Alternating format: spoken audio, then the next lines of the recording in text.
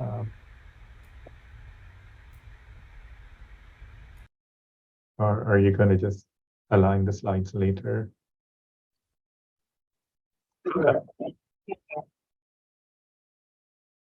Oh, I don't care.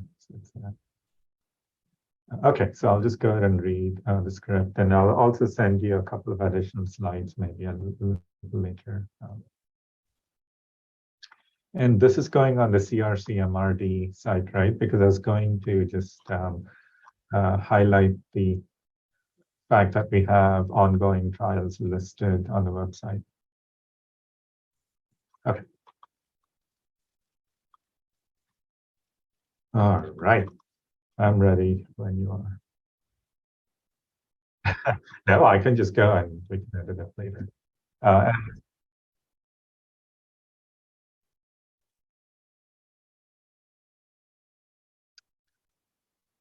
Hello, I'm Arvind Dasari. I'm a medical oncologist at MD Anderson Cancer Center in the Department of GI Medical Oncology.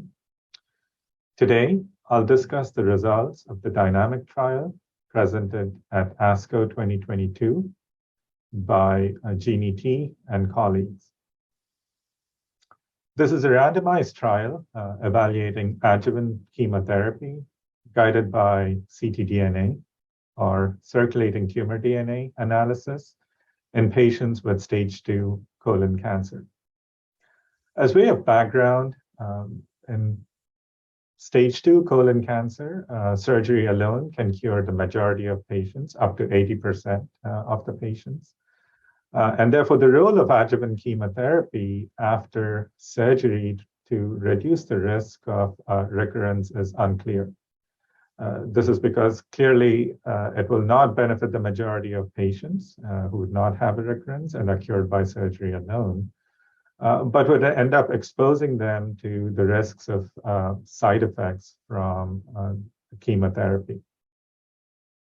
Therefore, the risk-benefit ratio is not very favorable if adjuvant therapy is used in all patients with stage 2 colon cancer. Therefore, it would be helpful if we could identify the patients who are at the highest risk of recurrence, for whom chemotherapy may be used selectively to improve the risk-benefit equation. But the question is, how do we identify these patients?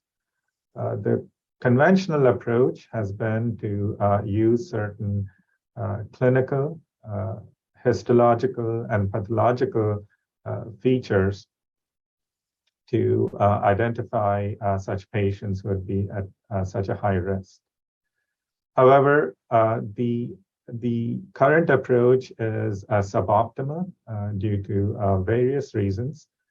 Mainly because the criteria that we use for identifying these patients is suboptimal. In fact, there is no clear consensus amongst all the expert groups about what really constitutes the best list of high-risk features. And even then, amongst these high-risk features, these are all not created equal.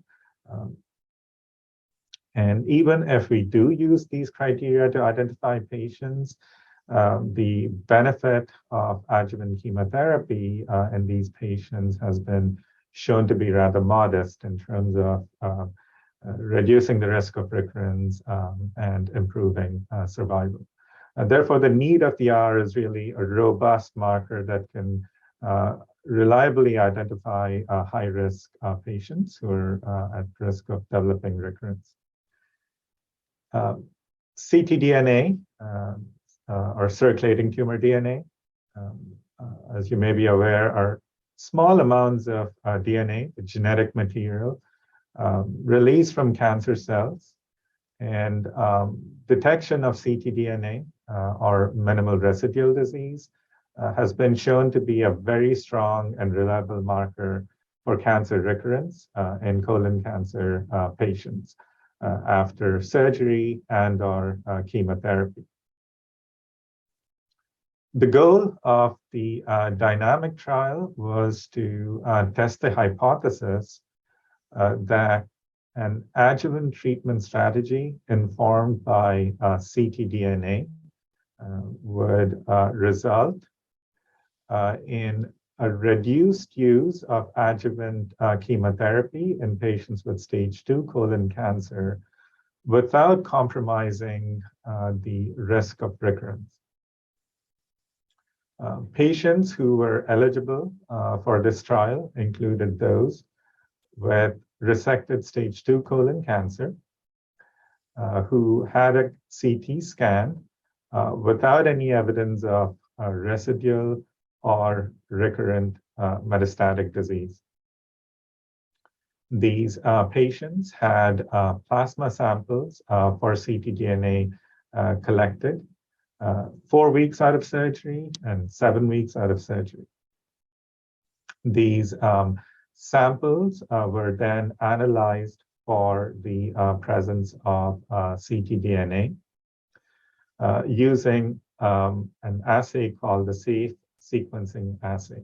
This is a tissue or tumor-informed assay, wherein initially the tumor tissue was sequenced for a set panel of alterations, and then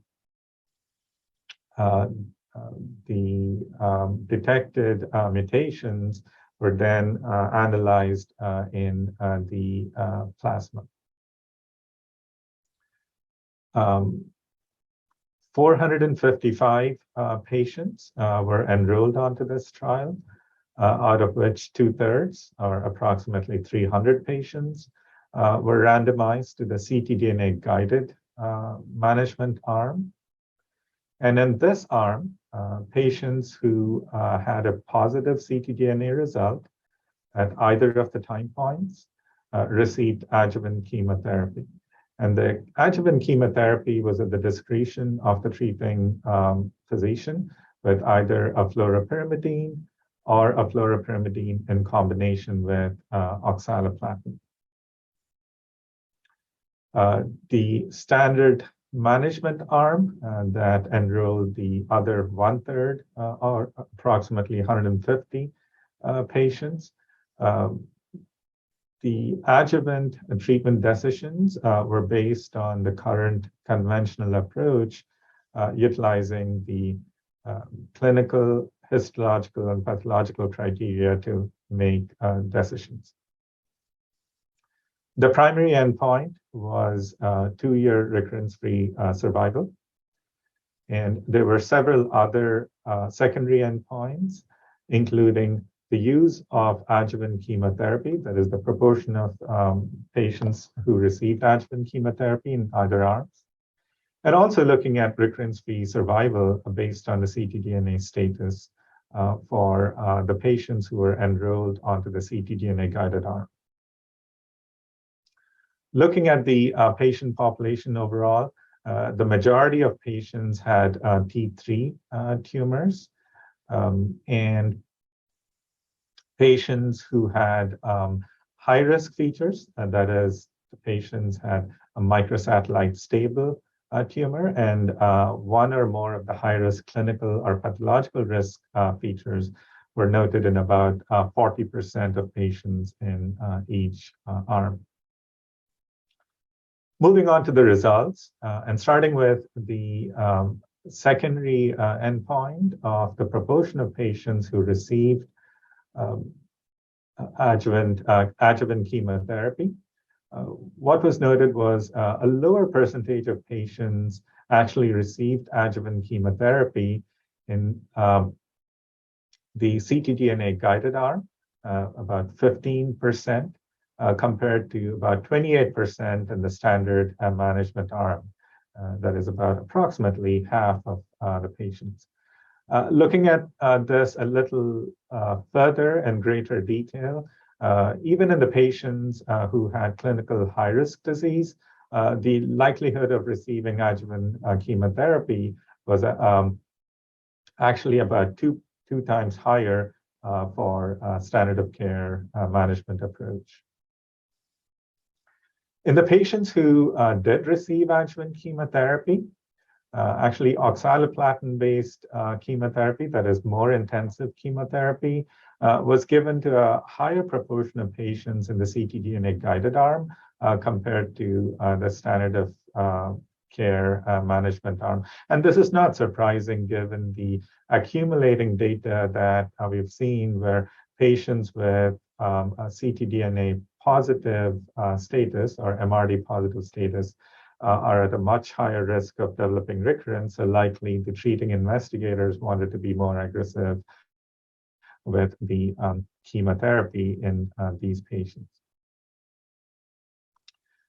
Looking at the recurrence-free survival after a median follow-up of a little over 3 years, the 2 and 3 year recurrence-free survival rates were similar between the two arms.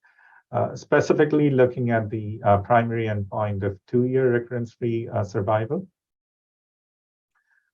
it was about 93.5% for ctDNA guidance and about 92.4% for standard of management arm, with an absolute difference of about 1% in favor of ctDNA guidance.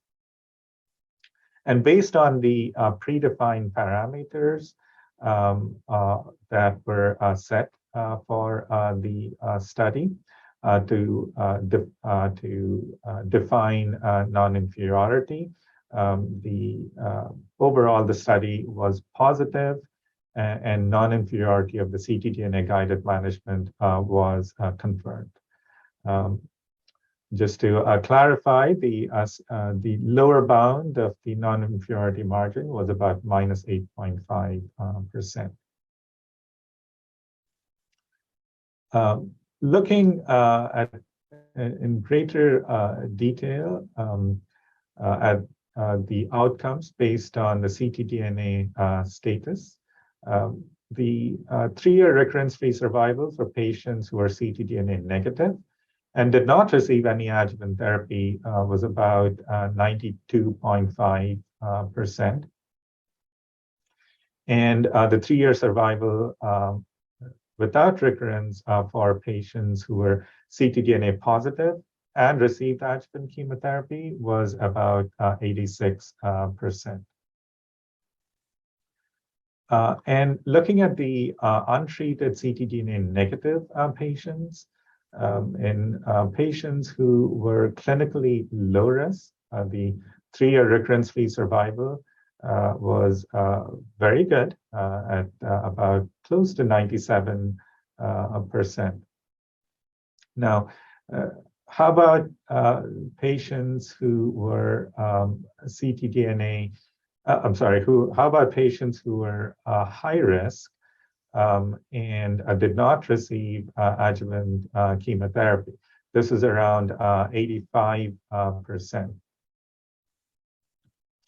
So overall, the study confirmed both the hypotheses that it set out to test. It showed that application of ctDNA-guided decision-making would potentially safely allow adjuvant chemotherapy to be avoided in approximately about half of the patients who would have otherwise received it.